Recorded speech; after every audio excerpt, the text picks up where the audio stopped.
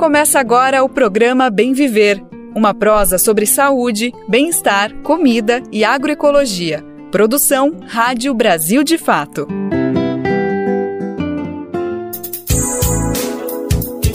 Olá, minha gente! Hoje é segunda-feira, dia 16 de setembro de 2024. Vamos abrir a semana e logo pedir licença para te acompanhar pela próxima 1 hora. Bora nessa ecoar uma sociedade mais justa e solidária para todos e todas? Eu sou o Afonso Bezerra e fico contigo aqui pelo rádio e também pela internet, enquanto o nosso apresentador titular, o querido Lucas Weber, segue de folga, merecidas folgas. E por aqui vamos sintonizar com os povos indígenas, com o cinema cabo-verdiano, com o meio ambiente, com a agroecologia e com as juventudes. Alguns dos destaques do programa de hoje são os seguintes, escuta só. Você sabe o que é pirinha? Esse é o nome de um filme da cineasta cabo-verdiana Natasha Craveiro. Mas não é só isso, hein? Descubra também o que mais significa pirinha, daqui a pouco aqui no Bem Viver. Terras públicas não destinadas são as mais afetadas pelos incêndios na Amazônia de janeiro a agosto. Aldeara Política.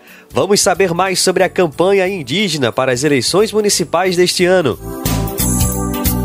Deputado federal Nilton Tato critica a pauta antiambiental no Congresso e defende legislação mais rígida. Ministério da Agricultura não aceita redução de agrotóxicos e plano de agroecologia é adiado pela 4ª vez. Jovem de Expressão. Iniciativa promove o protagonismo na Ceilândia, região administrativa do Distrito Federal. Viveiro de famílias assentadas produz cerca de 100 mil mudas no Pará.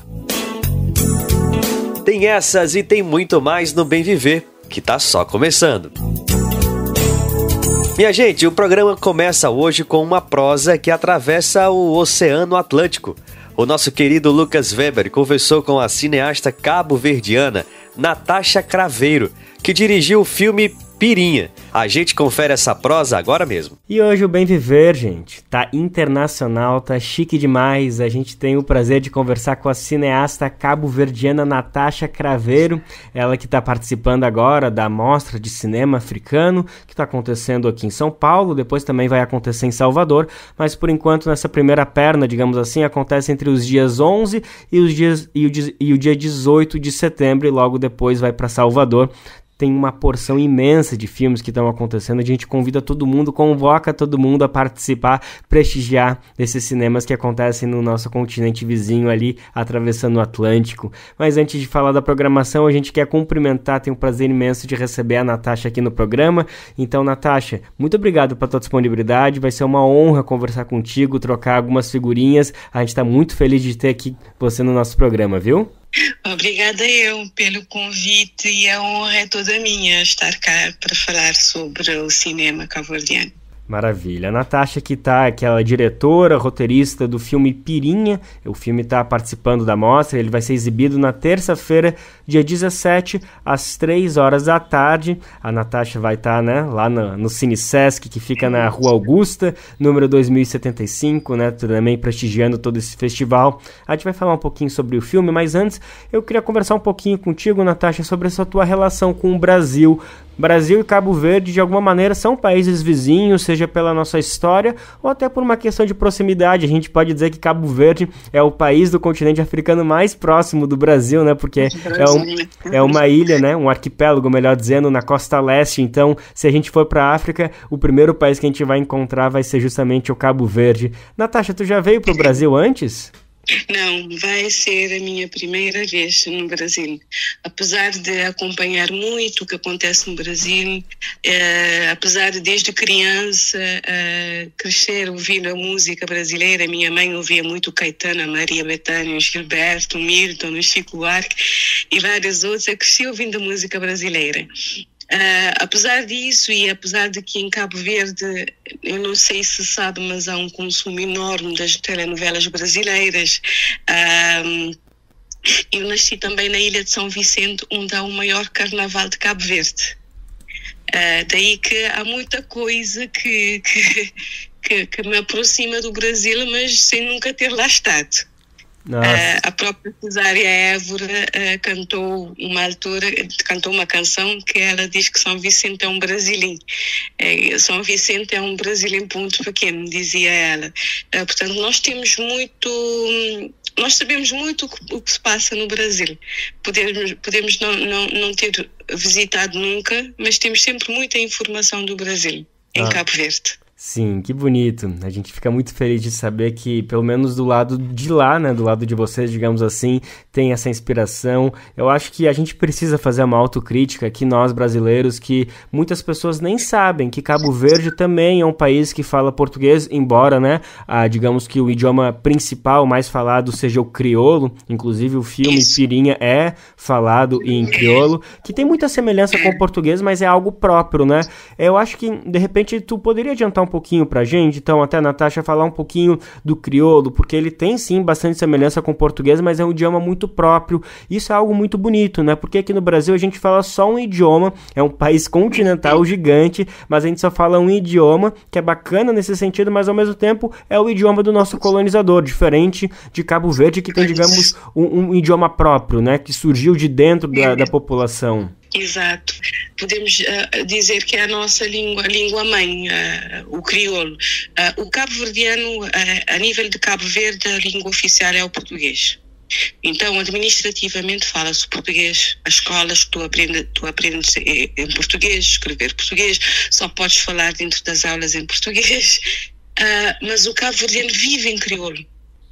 Eu lembro de uma cineasta de Costa de Marfim, que está a fazer um filme porque ela só fala francês. Ela não fala os dialetos, ou a língua materna dos pais. E quando eu vi esse resumo desse projeto dela, atraiu-me imenso o facto de eu nunca ter pensado sequer que isso fosse possível com o crioulo. Isso nem se questiona. Nós vivemos tanto em crioulo que não sentimos ameaça nenhuma do crioulo. Eu não sinto ameaça nenhuma do crioulo desaparecer. Nós funcionamos em crioulo. Todo mundo falamos todos uns com os outros em crioulo, mas todos sabemos falar português também e todos sabemos escrever português. E sim, o crioulo nasceu, assim como o cabo-verdiano, de toda essa mistura, de uma mistura de línguas também.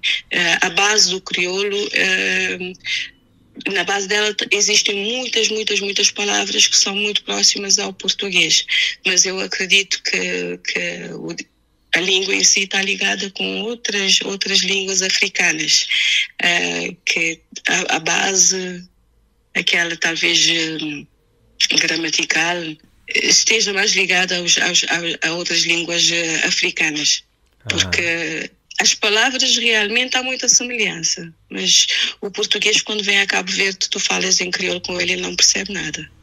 Sim. Portanto, pode perceber uma palavra aqui, uma palavra ali, mas de uma forma geral não percebe nada. Sim, quem tiver a oportunidade de ver o filme Pirinha, né, que está aqui na mostra do Cine Africano, no Festival de Filmes Africanos que está acontecendo no Sesc agora entre os dias 11 e dia 18 de São Paulo, e tiver a oportunidade de ver o filme Pirinha, vai conseguir entender melhor o que a Natasha está explicando, que tem palavras que são iguaizinhas, a pronúncia de tchau, por exemplo, é a mesma, mas realmente se tentar só entender ouvindo, vai ter um pouco de dificuldade, é importante sem dúvida a legenda. Natasha, vamos falar um pouquinho então do filme, a começar por esse nome Pirinha, né? Pirinha é um doce tradicional de Cabo Verde, né? Sim, é um doce que hoje já não se encontra, já não se faz. É um doce da minha infância. Quando eu era criança, ganhar pirinhas era um momento especial, né? Ter dinheiro para comprar pirinhas era um momento especial. E quando eu quis dar um nome ao filme, sendo que é um filme que aborda o tema que aborda, eu quis que o nome não nos levasse diretamente ao tema.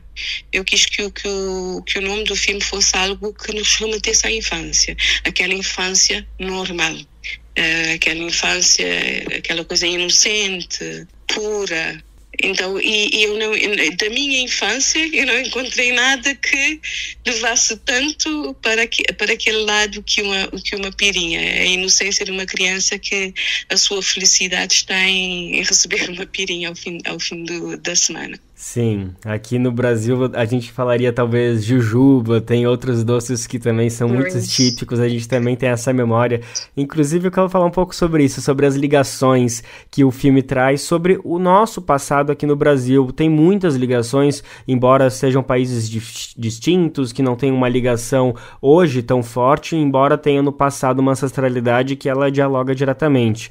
Então, falando um pouquinho da sinopse do filme, né, conta sobre a trajetória de uma menina, né? Uma criança, adolescente ali que está passando por um momento difícil, ou sendo atravessada por algumas memórias, alguns traumas, e busca no contato, na relação, na lembrança com a avó dela, que é uma mulher extremamente sábia, que tem uma sabedoria imensa, que vem justamente desses rituais, dessa cultura ancestral cabo-verdiana, e é a partir dessa ligação com essa avó que ela consegue superar justamente todos esses traumas, todas essas ameaças que ela vem sentindo.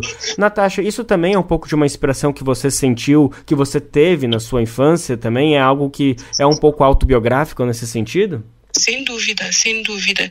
E eu acho que qualquer cabo-verdiano, porque uma das primeiras coisas que eu ouço quando as pessoas terminam de ver o filme, eu me revi nas memórias da avó, porque quase todo o cabo-verdiano cresceu com a avó. Porque nós temos uma população que imigra muito, infelizmente, e normalmente os pais vão para fora trabalhar e para conseguir dar uma vida melhor aos filhos. Os filhos ficam cá com os avós. Ficavam, já não tanto. Era bem mais comum quando eu era criança. E sim, isso tudo, todo mundo diz, eu lembro da minha avó a preparar assim o chá.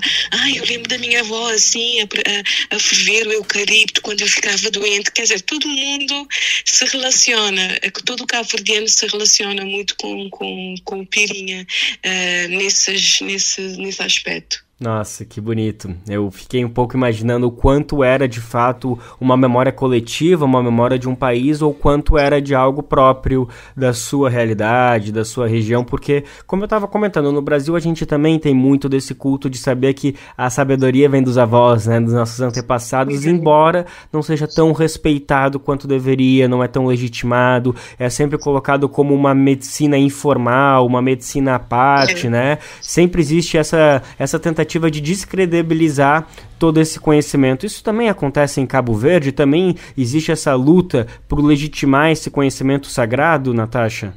Eu considero que sim. Eu considero que as pessoas, quanto mais conscientes são, mais percebem que o conhecimento científico sozinho não consegue alcançar tudo.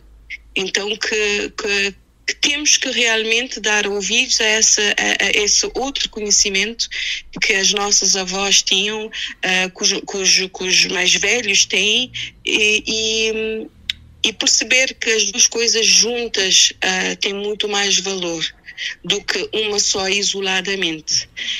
No filme, nós vemos assim, como tu disseste, é uma jovem que faz uma caminhada ao seu subconsciente para perceber determinados eventos do seu passado e para daí conseguir chegar à cura.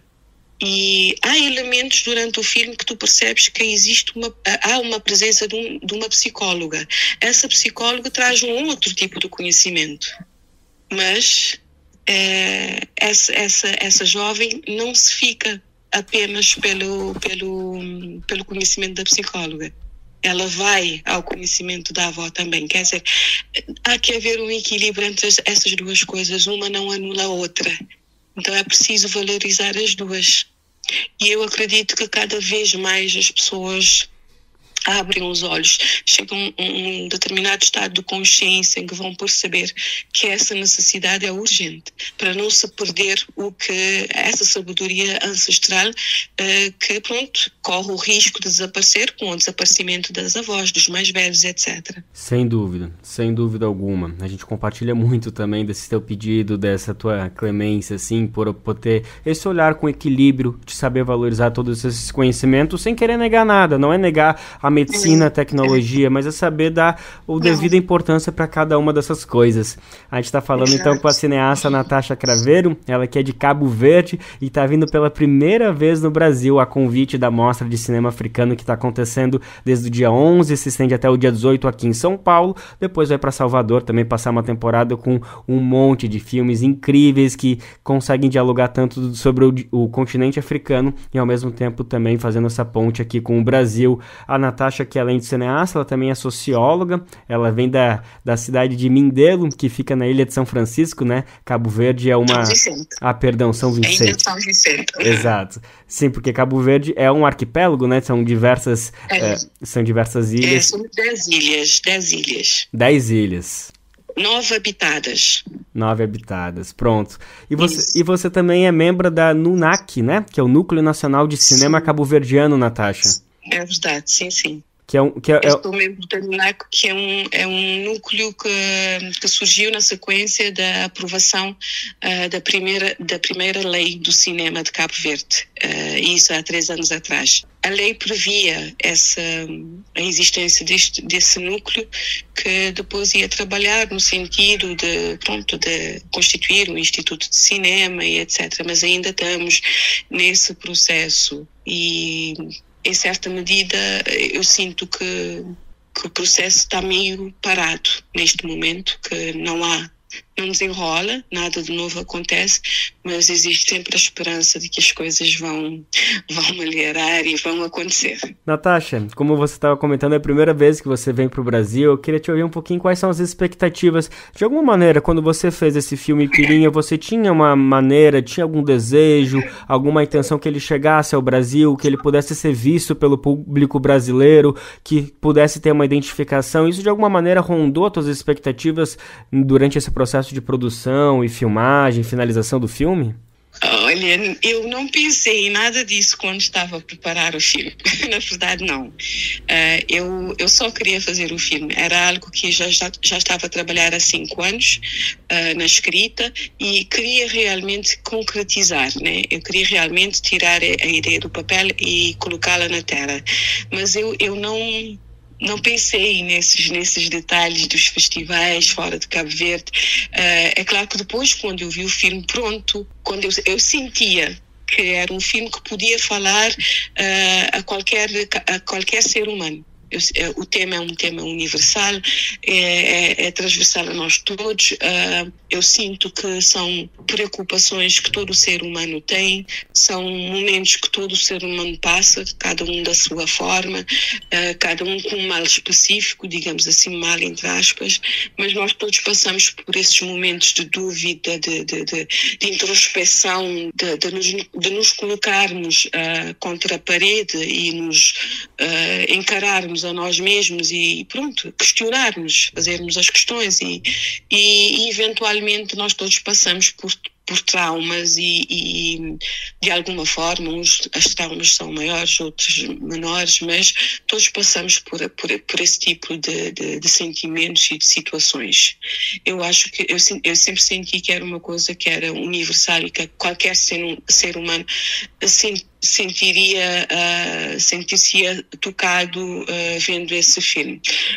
Mas pensar especificamente, não pensei, mas eu estou muito, muito, muito feliz que o Pirinha vai ser passado no Brasil e eu acredito sim que vai falar com o povo brasileiro, com o público brasileiro também, porque somos todos humanos e como eu já disse, esse tipo de introspeção, esse tipo, atravessa-nos a todos, em algum momento da nossa vida, atravessa-nos a todos. Natasha, a gente recentemente aqui no Brasil de Fato, a gente teve o prazer de conversar com a Mayra Andrade, né? Também cantora cabo-verdiana, conterrânea sua, que tem uma ligação aqui com o Brasil, ela já veio algumas vezes, já gravou com alguns cantores aqui de grande potencial também, a gente tem um carinho enorme pela Mayra Andrade, e no papo que a gente teve com ela, a gente questionou também sobre essa relação de Brasil e Cabo Verde, e ela trouxe algo que eu queria também te escutar, Natasha, que é sobre a necessidade do Brasil se conectar com o continente africano contemporâneo. A gente tem sim uma ligação com a África, digamos, ancestral, né? Pensando em todos esses anos, a diáspora africana que aconteceram ao longo de séculos, que é algo fundamental. A gente precisa se conectar com essa ancestralidade, relembrar de onde vem boa parte da nossa população, mas ela criticou que a gente precisa fortalecer mais pontes sobre o que está acontecendo agora. Por exemplo, sobre esse filme, Pirinha. Você também compartilha que a gente precisa estreitar mais esses laços sobre o que está acontecendo nesse momento, não só o nosso passado, que é importante? Eu acho que sim. Aí está novamente aquela coisa do equilíbrio, cada coisa na sua medida, né? É sim, temos essa história em comum e nós nos conectamos através dela, mas existem outras coisas, existe todo um fruto que veio desse passado e que eu acho que vale toda a pena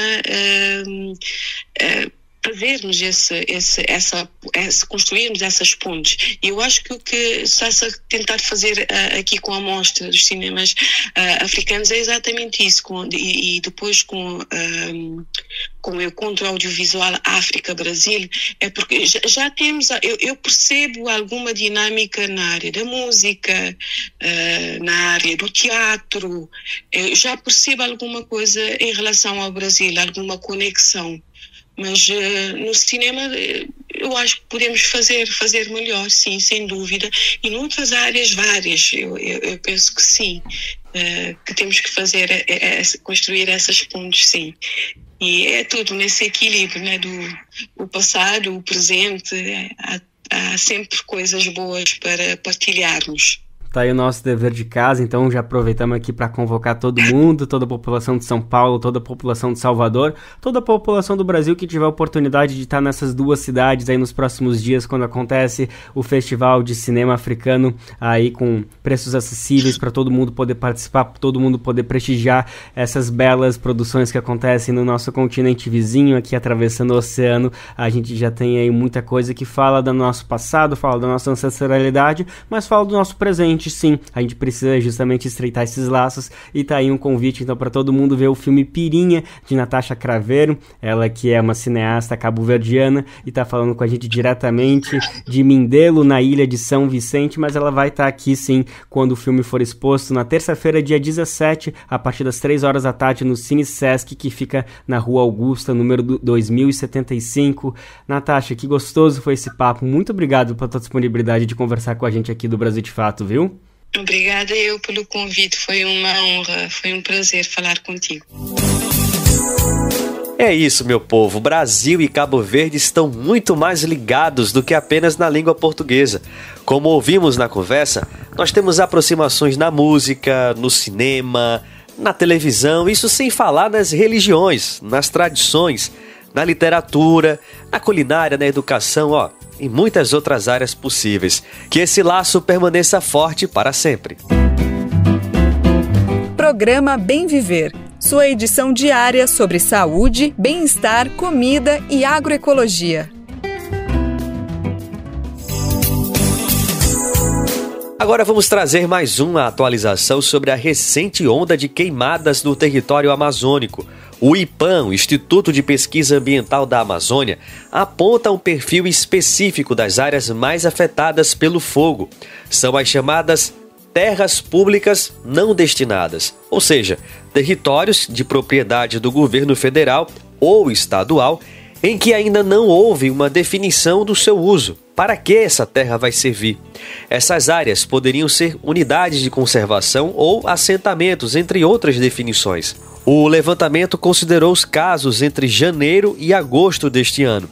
Vamos conferir na reportagem do Brasil de Fato. O fogo consumiu mais de 849 mil hectares de terras públicas não destinadas na Amazônia de janeiro a agosto de 2024. Isso representa um salto de 175% em comparação ao mesmo período do ano anterior, quando essas áreas perderam cerca de 308 mil hectares para as chamas. Os dados foram divulgados pelo Monitor do Fogo, uma iniciativa coordenada pelo IPAM, que é o Instituto de Pesquisa Ambiental da Amazônia, na rede MapBiomas. A plataforma utiliza imagens de satélites para identificar os pontos de incêndio. As terras públicas não destinadas são regiões sob responsabilidade de governos estaduais ou federais, que ainda não foram transformadas em assentamentos, unidades de conservação ou outros territórios protegidos, como as TIs, as terras indígenas, e ainda territórios quilombolas. Essas localidades são o principal alvo de grilagem quando terras públicas são loteadas ou registradas sem autorização do poder competente. Quem explica é o professor Maurício Torres, da Universidade Federal do Pará. Essas terras públicas não destinadas, que são protagonistas em relação a serem alvos de queimada, estão sendo alvos de grilagem. Com certeza, o fogo é complemento do desmatamento. Se derruba a floresta, tem que tocar fogo. E desmatamento é o principal instrumento de grilagem, mas isso não é novo, como vocês estão falando. Isso é antigo. Assim, o desmatamento sendo usado para grilagem é uma prática já muito antiga, e a principal prática de grilagem é o desmatamento. O desmatamento é instrumento de controle territorial. De acordo com o professor Torres, por lei, essas terras devem ser voltadas à conservação, ocupação indígena ou para uso sustentável dos seus recursos, em especial pelas populações originárias e tradicionais. Cerca de metade do desmatamento da Amazônia Legal ocorre em terras públicas, de acordo com dados do IPAM. 2/3 do desflorestamento em terras públicas da Amazônia está em áreas de cadastro ambiental rural fraudado. Levando em conta a proporção de área afetada pelas chamas, as terras indígenas são as mais devastadas, isso nos 8 primeiros meses do ano. Em comparação com 2023, quando havia em torno de 937 mil hectares queimados no período, o aumento é de 39% de TIs incendiadas em 2024, com mais de 1.300.000 hectares atingidos este ano. Na sequência, estão os imóveis rurais privados, com o cadastro ambiental rural e também com o sistema de gestão fundiária. Esses tiveram 23% da área queimada no bioma de janeiro a agosto deste ano. Os imóveis em questão tiveram aproximadamente 696 mil hectares queimados em 2023 e 1.233 mil hectares queimados neste ano, um aumento de 77%. Somente em agosto de 2024, o fogo consumiu mais de 685 mil hectares de floresta na Amazônia, a maior concentração de incêndios no mês num período de 5 anos. No mesmo mês, no ano passado, foram 295.777 hectares. Em agosto de 2019, esse número era de pouco mais de 207 mil hectares. Esse tipo de vegetação nativa, que já chegou a representar 12% da área queimada do bioma, isso em agosto de 2019, hoje, segundo o IPAM, concentra 34% de tudo que pegou fogo na região. De São Paulo, da Rádio Brasil de Fato, com reportagem de Carolina Batayer. Locução, Douglas Matos. Minha gente, vale lembrar que as queimadas criminosas são proibidas pela legislação brasileira. Há a chamada Lei de Crimes Ambientais, de 1998, que prevê sanções, como multas e prisão para os casos. Mas, como bem sabemos, a fiscalização ainda é um grande desafio, especialmente em áreas remotas como a Amazônia. É justamente nesse ponto que o país precisa avançar e virar essa página de brutalidade e destruição. Vale a gente lembrar que muita coisa precisa mudar também entre as composições de poder no país. O que podemos esperar, por exemplo, de boa parte da composição parlamentar do Brasil diante de casos como esses. E o Brasil de Fato conversou com o deputado federal Nilton Tato, do PT de São Paulo, sobre questões ambientais que preocupam o país. O parlamentar é membro da Comissão de Meio Ambiente da Câmara e coordenador da Frente Parlamentar Ambiental. Nilton Tato comentou essa onda de queimadas pelo país, Uma questão estrutural destacada por ele é a insuficiência do aparato disponível para o combate aos incêndios. Na outra frente, o parlamentar defende que haja apuração rigorosa sobre os incêndios criminosos. A gente está vivendo, na verdade, uma realidade que nem a ciência conseguiu prever a intensidade, né? Em especial das secas que a gente está vendo agora nesse período. A gente evidentemente celebra que o próprio governo já veio se preparando, mas a situação é tal que não há aparato nesse momento para poder dar conta daquilo que a gente está vivendo, do combate aos incêndios. Evidentemente que nós precisamos, e o governo precisa fazer isso, quer dizer, o governo está indo do ponto de vista de atender a emergência, de fazer o socorro, né, mobilizando os entes federativos, estou falando dos estados, municípios, enfim, criando a estrutura, mobilizando aquilo que é importante fazer nesse momento. Mas é importante também apurar, porque todos nós sabemos que tem crime por trás disso aí, tem intenção política por trás desses incêndios, tá? Nós sabemos evidentemente que o tempo da justiça, o tempo da apuração não é esse tempo, tá? Então é importante que a gente persiga, inclusive que se apure, né, que se busque quem são os criminosos, que denuncie para a sociedade a intenção política que tem por trás disso aí e ao mesmo tempo que chame a atenção, inclusive, da sociedade de que você tem um governo preocupado e trabalhando para poder enfrentar a crise climática, mas, por outro lado, aquilo que a gente está vivendo no Congresso Nacional, e essa é a realidade que a gente está enfrentando no dia a dia, se aprova muito mais legislação que flexibiliza a legislação ambiental, né? Que não dialoga com aquilo que o próprio governo está fazendo, tá? Pelo contrário, né?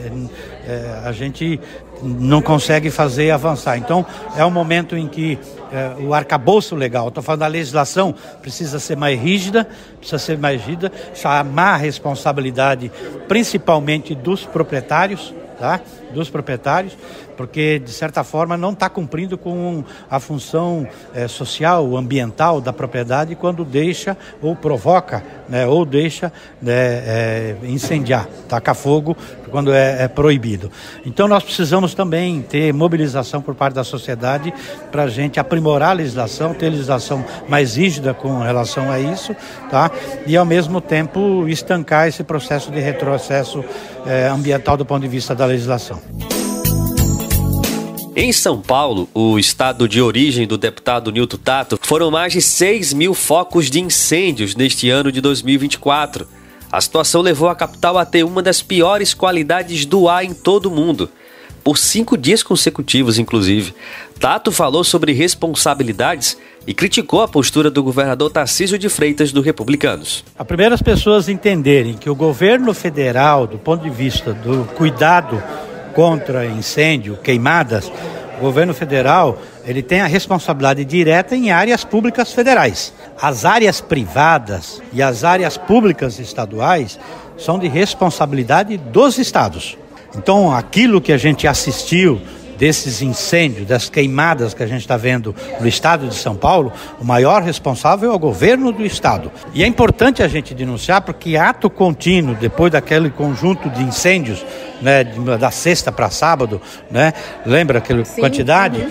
A medida que o governo do estado fez foi somente acudir os grandes produtores de cana, os grandes fazendeiros, os grandes latifundiários, tá? Não teve uma ação. E sabendo que o estado de São Paulo, talvez dos entes federativos, que tem a melhor estrutura para poder fazer esse enfrentamento. Então isso é uma coisa do ponto de vista de a gente entender de quem que é a responsabilidade.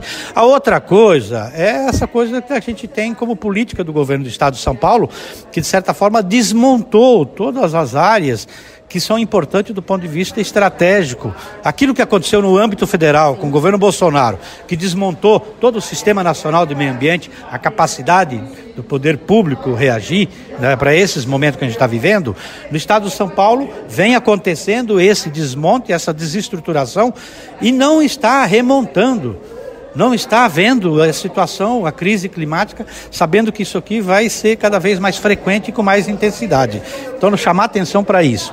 A outra coisa é aquilo que todos nós sabemos, o quanto que é importante, né, valorizar, primeiro, povos e comunidades tradicionais, tá? Então, ter os seus territórios, porque ajuda a enfrentar a crise climática, por papel, pela relação que eles têm com o meio ambiente, com o solo, com a agrobiodiversidade, com a biodiversidade. Daquilo que a gente tem de experiência rodando o estado de São Paulo nos assentamentos, tá, da reforma agrária, tá? Então, você pega assim, você chega na região do Pontal do Paranapanema, você vê um pouco de biodiversidade dentro dos assentamentos, no resto não tem mais. Então, isso é fundamental, essa luta mais estratégica de como se organizar, como preparar. E a outra coisa, evidentemente, que está na própria legislação, no Código Florestal, e que é o desafio que está colocado, que nós precisamos fomentar a cadeia da restauração, recuperar as áreas de preservação permanente, nascentes, beira de rio, reserva legal, e é fundamental a gente fazer isso. Nós temos, só no estado de São Paulo, a gente tem pelo menos 5 a 6 milhões de hectares que precisam ser recuperados, que pode ser com agrofloresta, pode ser com de nativa, mas é fundamental. E por isso que é importante, inclusive, o trabalho que o MST está fazendo agora de fomentar essa campanha de plantio de árvores. E só uma informação aqui para reforçar: a campanha do MST Plantar Árvores e Produzir Alimentos Saudáveis pretende plantar 100 milhões de árvores. A iniciativa é nacional e segue até o ano de 2030. Sobre a reportagem, o Brasil de Fato pediu o posicionamento do governo paulista sobre as críticas, mas não obteve retorno até o momento. Se houver resposta, a atualização será feita no site brasildefato.com.br. E vamos falar agora sobre uma campanha criada pela APIB, a Articulação dos Povos Indígenas do Brasil. A iniciativa é chamada de Aldeara Política. Ela busca representar a vontade política das organizações indígenas do país. Desde 2020, a campanha apresenta a agenda dos povos originários. Neste ano de 2024, ela segue no objetivo de apresentar caminhos e esperança para a população, candidatos e candidatas. Kleber Caripuna, coordenador da APIB, conta mais sobre a campanha. A reportagem é de Rafaela Ferreira, do Brasil de Fato, no Distrito Federal. Do ano de 2020 para cá, o APIB lançou o projeto político do Campanha Indígena, né? Para aldear a política, aldear os espaços de poder, principalmente do poder legislativo e do poder executivo também. Então a ideia do Campanha Indígena é justamente protagonizar, fortalecer, né, as candidaturas indígenas alinhadas com as ideologias, com as pautas do movimento indígena, né? Então acho que é importantíssimo a gente, né, trabalhar nesse processo eleitoral o maior número de ampliação da nossa bancada, né, do aldear a política nas câmaras municipais, nas vice-prefeituras e nas prefeituras, né? Os números, né, demonstram aí muito positivamente, né, esse crescimento, né, das candidaturas indígenas, né, em relação a 2020 para 2024 agora, né, mais de 2.500 candidaturas registradas, esse crescimento de mais de 13%, né, no número de candidaturas. Agora é importante também frisar que o número de candidaturas por povos indígenas também cresceu, né, temos um registro, né, registrado aqui em torno de 169 povos, né, que têm candidatos ou candidatas que se candidataram nessas eleições. Kleber Caripuna também comentou sobre o aumento da representatividade indígena nos espaços de poder. De acordo com a campanha, são 2.508 candidaturas indígenas inscritas pelo país para este ano. Para a gente é de suma importância essa caminhada e esse contexto agora mais atual de crescente, né, o número de candidaturas, né, indígenas, o interesse, né, dos indígenas em estar se candidatando, né, seja para o cargo de vereador, seja para o cargo de vice-prefeito, seja para o cargo de prefeito, né, nas eleições municipais, seja para o cargo de deputado estadual, né, de deputado federal, no contexto estadual e nacional, né, para Senado também. Esse movimento ele é importante para ocupar esses espaços, né, de poder onde se tomam as principais decisões, seja ela do âmbito legislativo, seja ela uma decisão do âmbito das políticas públicas, no âmbito do executivo federal, porque mexe com as nossas vidas lá no território. A campanha Aldear a Política possui 10 diretrizes. São elas: demarcação e combate ao marco temporal, educação indígena, saúde indígena e aliança pelo clima e bem-viver indígena, economia indígena, garantia de apoio partidário, participação social, cultura indígena, mediação de conflitos e enfrentamento ao racismo. Kleber Caripuna comentou essa questão. A gente entendeu que esse processo de entendimento ele já está um pouco mais amadurecido, né, do porquê se candidatar, que regras seguiu, regras eleitorais, né, já está um pouco mais amadurecido e precisava a gente traçar uma espécie de programa político do movimento indígena que ajudasse a direcionar as candidaturas. Nesse sentido, nós fizemos uma conversa interna, né, na rede da PIB, das 7 organizações, com a liderança das 7 organizações de base da PIB, para definir o que seriam pautas importantes, estratégicas para o movimento indígena, que orientassem as candidaturas. E aí, nesse sentido, orientar as candidaturas tanto indígenas, mas também orientar, por exemplo, os eleitores que vão votar, né, nos municípios, a votar, se ele não vai votar em um candidato indígena, ou se não tem um candidato indígena naquela região disputando, mas que vote em candidatos que sigam essas diretrizes. Né? E dentro dessas diretrizes, muitas delas muito ligado à defesa dos direitos dos povos indígenas. Nós estamos vivendo agora um processo de luta, né, de resistência contra o marco temporal. Então, né, essas 10 diretrizes, né, foram definidas, né, a partir desse contexto de luta e de resistência dos povos. Kleber Caripuna também analisou o contexto de racismo e ódio contra os povos originários. Vivemos um momento muito ruim do governo anterior, de praticamente paralisação de várias políticas públicas para povos indígenas, paralisação dos espaços de participação e controle social, né, que, bem ou mal, com o novo governo, que é muito mais propício e mais próximo do diálogo, essas pautas foram retomadas. Óbvio que o cenário da conjuntura que ficou deixado pelo governo anterior, enraizado nas estruturas de Estado, né, seja no âmbito do Poder Executivo, do Legislativo e do Judiciário, nos traz um desafio enorme para esses dias de hoje, porque esse racismo institucional, esse ódio contra os povos indígenas, eles permanecem na estrutura de poder, né? Se você for olhar o parlamento todo, a grande maioria vota contra pautas indígenas, contra as pautas sociais, contra as pautas ambientais, contra as pautas de combate às mudanças climáticas.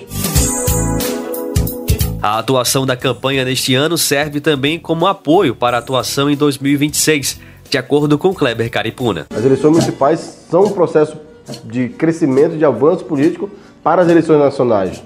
Então a gente entendeu isso e está trabalhando nas eleições municipais desse ano, né, para fortalecer algumas candidaturas que, mesmo não sendo possivelmente eleitas, sejam cenários promissores para as candidaturas em 2026, para a tentativa de, junto com os outros segmentos sociais, dos movimentos sociais, podemos ampliar o espaço de ocupação dentro do Congresso Brasileiro, que hoje, né, a correlação de força ela é muito desigual, é muito pequena a nós, os parlamentares, nossos representativos legitimamente do movimento indígena e somado aos demais, né, companheiros e companheiras, né, parlamentares que lutam, né, pelos direitos sociais, né, dos movimentos sociais como um todo. Expectativas muito positivas aí para que a gente consiga ampliar essa nossa representatividade e somar força com os outros movimentos sociais nessa representatividade política, né, junto ao parlamento e também ao poder executivo. Né? Gente, vale demais conhecer a campanha. Uma dica é você acessar o site campanhaindígena.info. Lá pelo site é possível também registrar um formulário para fazer parte da campanha. Eu vou só repetir aqui o endereço para você conferir lá, tá bom? É campanhaindígena.info. E vamos destacar agora que o lançamento do Planapo, o Plano Nacional de Agroecologia, foi adiado pela 4ª vez. Difícil de acreditar, mas destacamos mais uma vez a dificuldade em se criar uma regra para a redução dos agrotóxicos no país. De acordo com a ANA, a Articulação Nacional de Agroecologia, o impasse está na própria estrutura do Ministério da Agricultura. O movimento afirma que há uma pressão da Secretaria de Defesa Agropecuária da pasta que não aceita uma regra nesse sentido. O Planapo prevê a implementação do PRONARA, o Programa Nacional de Redução de Agrotóxicos. Ele tem o aval de 13 dos 14 ministérios que integram a PANAPO, a Política Nacional de Agroecologia. A exceção é justamente o Ministério da Agricultura, de acordo com a ANA. Paulo Bertelsen, da direção da ANA, comentou o cenário. O Planapo deveria ser lançado na quinta-feira passada em Paraty, no Rio de Janeiro. A Comissão Nacional de Agroecologia e Produção Orgânica veio a Paraty para lançar o Planapo e nós vamos sair de Paraty sem lançar o Planapo porque, mais uma vez, o Ministério da Agricultura, entre os 14 ministérios que fazem parte da política de agroecologia, vetou o lançamento do Programa Nacional de Redução de Agrotóxicos. Diante desse quarto veto, dessa quarta impossibilidade de lançar o Planapo, a Comissão Nacional de Agroecologia, a sociedade civil que integra a comissão, vai se reunir para avaliar o sentido e a pertinência de continuidade do diálogo através dessa comissão. O Planapo é um instrumento fundamental para a execução da política de agroecologia. Ele é resultado do trabalho coletivo da Senapo, a Comissão Nacional de Agroecologia e Produção Orgânica. O colegiado é composto por representantes de 14 ministérios e de diversas organizações da sociedade civil. E vamos conhecer agora uma iniciativa que promove o protagonismo das juventudes no Distrito Federal. É o Jovem de Expressão, um programa que floresce nas periferias de Ceilândia. A proposta é cultivar a saúde, a cultura e o protagonismo juvenil. Com raízes firmes na inclusão social, o programa semeia oportunidades, colhe talentos e transforma vidas. Tudo isso combatendo a violência com arte, conhecimento e esperança. A reportagem de Rafaela Ferreira, com locução de Geisa Marques. Na busca por reduzir a violência e fomentar o protagonismo da juventude, o projeto Jovem de Expressão faz a diferença na Ceilândia, periferia do Distrito Federal. A coordenadora do Jovem de Expressão, Rayane Soares, conta sobre a idealização do projeto. O Jovem de Expressão é um programa social que nasce lá em 2007, a partir de uma pesquisa que foi feita em relação à vulnerabilidade na juventude no Distrito Federal. E a Ceilândia era uma das cidades que apresentava maior índice de violência com os jovens, com a idade de 15 a 29 anos. Então, esse programa ele nasce com o intuito de trabalhar com esses jovens que estão em vulnerabilidade. A partir da promoção de diversas atividades gratuitas, o programa já atendeu milhares de jovens em todo o Distrito Federal durante os 17 anos de existência. São as chamadas tecnologias sociais, que giram em torno de temas como saúde mental, empreendedorismo, educação, shows e eventos culturais, artes visuais, editais de apoio e ocupação, cursos, palestras e rodas de conversas. Rayane Soares destaca o papel da cultura como vetor de transformação social. A gente tem esses 4 eixos, mas o nosso carro-chefe seria o eixo de cultura, que é onde a gente faz essas formações voltada para o mercado cultural. Atualmente a gente está trabalhando com formação na área do cinema, porque a gente entende que o cinema ele ainda é muito elitizado, tanto para o acesso, mas também como profissional, porque equipamento é caro. E quando a gente fala de acesso, a gente fala da Ceilândia, que é uma das maiores cidades do DF, e não tem uma sala de cinema. Então a gente entende que, por mais que a gente já esteja no século XXI, tem cidades que ainda não têm esse acesso ao cinema, aos filmes, A iniciativa é coordenada pelo Instituto Referência da Juventude e ocupa a Praça do Cidadão desde 2007, além de oferecer espaços como teatro de bolso, infocentro, biblioteca, escritório compartilhado, sala de aulas e galeria de artes. A coordenadora do projeto diz que a praça ganhou vida própria a partir da ocupação pelo projeto. Então, tá aqui na Praça do Cidadão, que era uma praça que não era muito utilizada pela comunidade por questões de disputa de território, Então, hoje a gente está aqui nessa praça e a gente vê que ela tem essa vida própria, que a comunidade utiliza desse espaço e de forma saudável, Então, o Jovem Expressão na Praça do Cidadão importante não só para os jovens, mas para toda a comunidade, ter esse espaço de lazer. Em meio à falta de políticas públicas para a juventude periférica, o projeto abre novas oportunidades e amplia horizontes, sobretudo no mercado de trabalho. Um desses jovens é Anderson Carlos. Me formei em 2018 em comunicação para festivais e isso foi um momento de start para a minha carreira. Então, nessa caminhada, tive outras formações mais específicas aqui no Jovem Expressão que ajudou a afundar mais ainda o meu conhecimento, minha gama de conhecimento para o mercado de trabalho. Estar no Jovem Expressão foi uma porta já aberta, se abriu para o meio também do ramo profissional. Quando a gente se forma, principalmente na periferia, a gente não tem uma muita perspectiva de se ver ali dentro do mercado de trabalho, sacou? E o corre do Jovem de Expressão tá vindo para isso, tá ligado? Para inserir mesmo, sacou? Para a gente conseguir estar ali. Outro eixo essencial é a saúde mental. O projeto promove o Fala Jovem, um momento de escuta e fala livre de estereótipos e julgamentos. A psicóloga Yasmin Moreira conta mais sobre o espaço de saúde mental e socioeducação. A gente está meio que nesse acolhimento em grupo, né?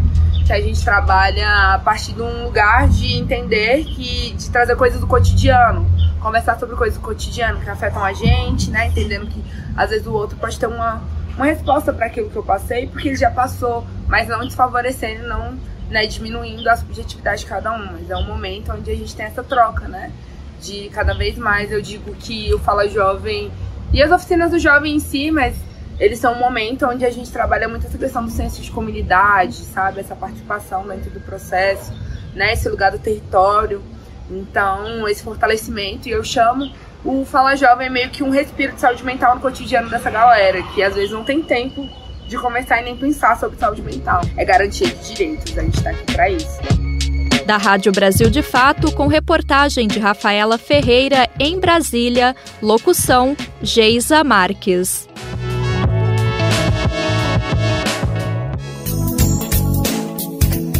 O programa Jovem de Expressão tem perfil no Instagram. Para encontrar, basta digitar tudo junto, Jovem de Expressão. Chegou o momento do nosso quadro Momento Agroecológico. Vamos conhecer uma área degradada pelo histórico monocultivo de dendê no município de Santa Bárbara do Pará. Lá, as famílias assentadas da reforma agrária recuperaram igarapés e reflorestaram a mata nativa antes desmatada.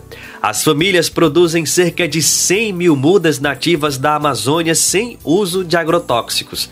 Quem traz mais informações sobre essas experiências agroecológicas é a repórter Mariana Castro, do Brasil de Fato.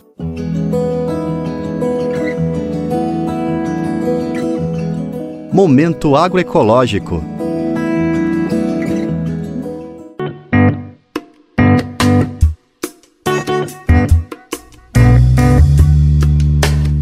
Antes de chegar ao município de Santa Bárbara do Pará, uma estrada arborizada chama a atenção na altura de Pau d'Arco, onde dá acesso ao assentamento Abril Vermelho. O nome remete ao mês do massacre de Eldorado dos Carajás. Lá foi ocupado um latifúndio com quase 7 mil hectares, no ano de 2004, quando a área passou a ser recuperada e hoje 394 famílias desenvolvem práticas agroecológicas e produzem alimentos e mudas nativas em viveiro coletivo. É o que explica Valéria Lopes, assentada e dirigente do MST no Pará.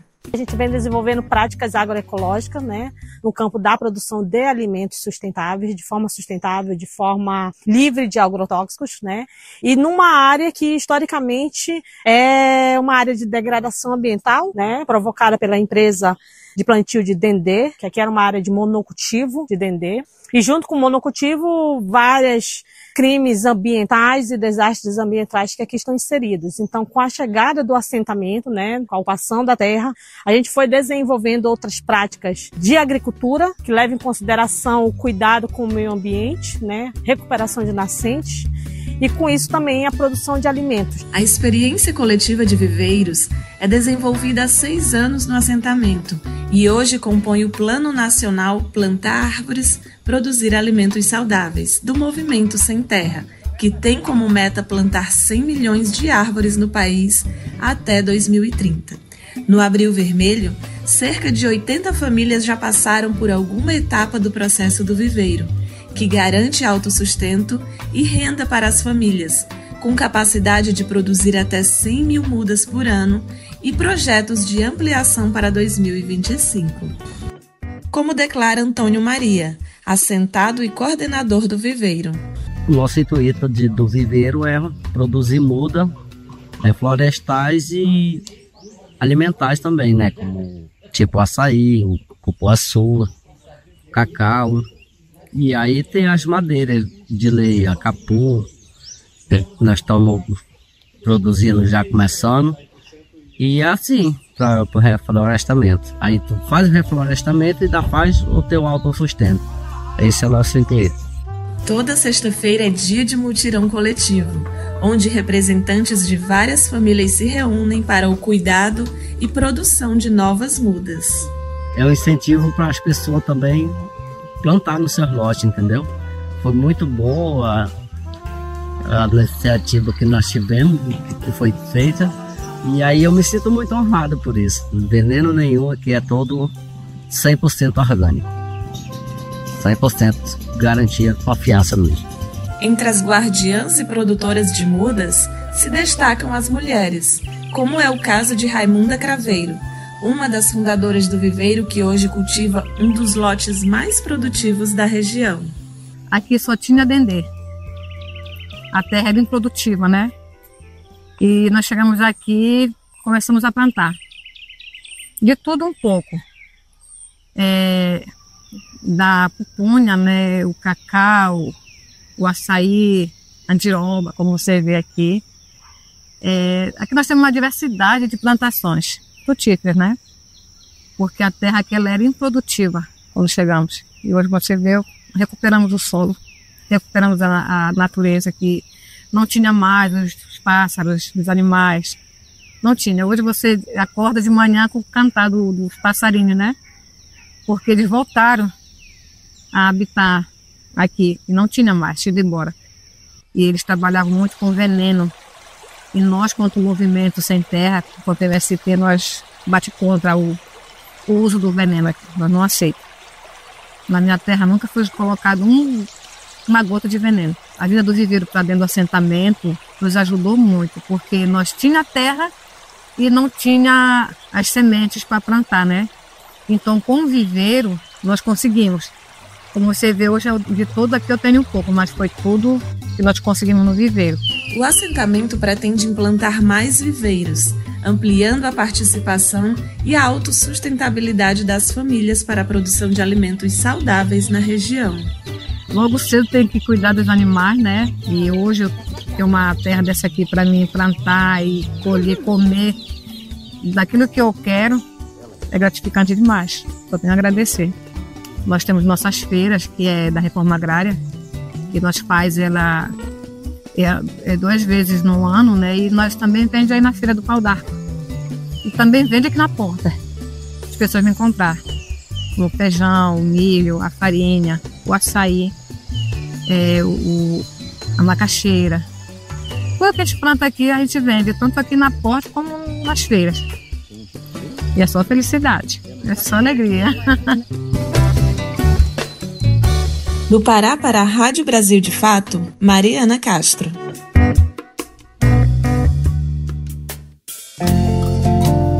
E com as denúncias de destruição, mas sem esquecer os anúncios de esperança, a gente entra no clima da música A Árvore. A composição é de Edson Gomes e a versão é de Fran e Chico. E ando sobre a terra e vivo sob o sol, e as minhas raízes eu balanço, eu balanço, eu balanço. Vem me regar, mãe, vem me regar. Vem me regar, mãe, vem me regar. Vem me regar, mãe, vem me regar.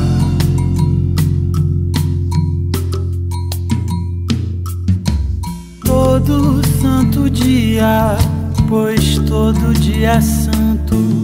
A edição do Bem Viver desta segunda-feira fica por aqui, mas você pode nos ouvir na Rádio Brasil Atual 98,9 FM na Grande São Paulo ou no site radio.brasildefato.com.br. O programa vai ao ar em diversas rádios pelo país. A lista completa de emissoras que retransmitem o Bem Viver você encontra no nosso site, na matéria de divulgação diária do programa.